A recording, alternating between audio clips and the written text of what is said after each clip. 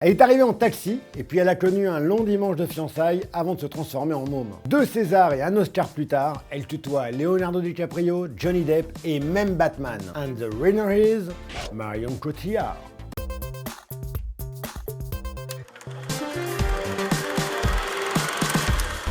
Ses parents sont comédiens et elle veut être actrice depuis l'âge de 5 ans. Et elle y est arrivée très vite et pas avec n'importe qui. À 21 ans, elle est dirigée par Arnaud Desplechin dans Comment je me suis disputé ma vie sexuelle. Mais sa notoriété prend un coup d'accélérateur avec la série des taxis. Un comble pour cet adepte de la marche qui a mis 10 ans avant de passer son permis de conduire.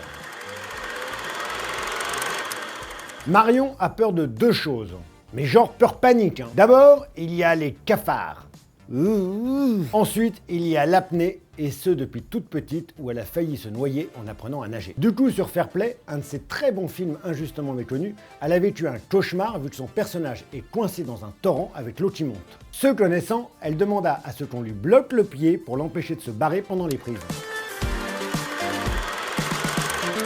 Parce qu'il n'y a pas que le cinéma dans la vie de Marion, il arrive à l'actrice de se livrer à un art moins médiatisé mais autrement plus casse-gueule, l'oratorio. L'oratorio, c'est quoi? En gros, elle dit un texte qui n'a pas été écrit avec des moufles, accompagné par un orchestre symphonique. Dans le genre, elle a joué Jeanne d'Arc au bûcher de Paul Claudel. Croyez-moi, c'est ambitieux et impressionnant.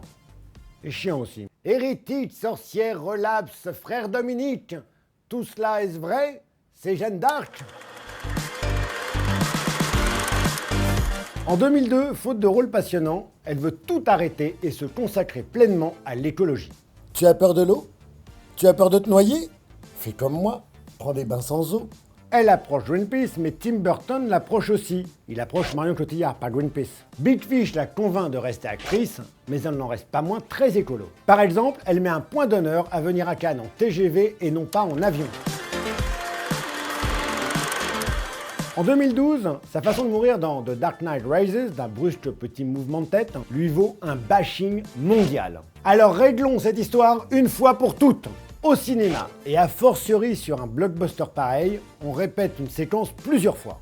Bon Marion, c'est très bien, mais on va la refaire. Tu vas mourir en 2 fois. Tu vois le genre? La vraie question qu'il faut se poser, c'est pourquoi Christopher Nolan a gardé cette prise-là. Voilà, c'est super. Ça va cartonner. S'il m'entend, hey Christopher, qu'il me réponde et je transmettrai. Pour avoir l'Oscar, c'est tout le contraire des Césars. Autant en France, il faut faire profil bas, autant aux États-Unis, il faut dire I want it because I deserve it. Poussée par son distributeur américain Harvey Weinstein, Marion Cotillard a donc mené une campagne non-stop de septembre 2007 à février 2008. Au programme, projection, cocktail, dîner, déjeuner, dont un m'a-t-elle raconté tout en rose avec betterave, saumon soufflé aux pétales de rose. Il n'y avait pas de marshmallow. Évidemment, la môme d'Olivier Dahan, où elle ne joue pas Edith Piaf, mais est Edith Piaf. Inception de Christopher Nolan, un chef-d'œuvre où on prend ses rêves pour la réalité. Un peu à l'image de la vie de Marion finalement. That's a wrap. Clap de fin en VF. Salut.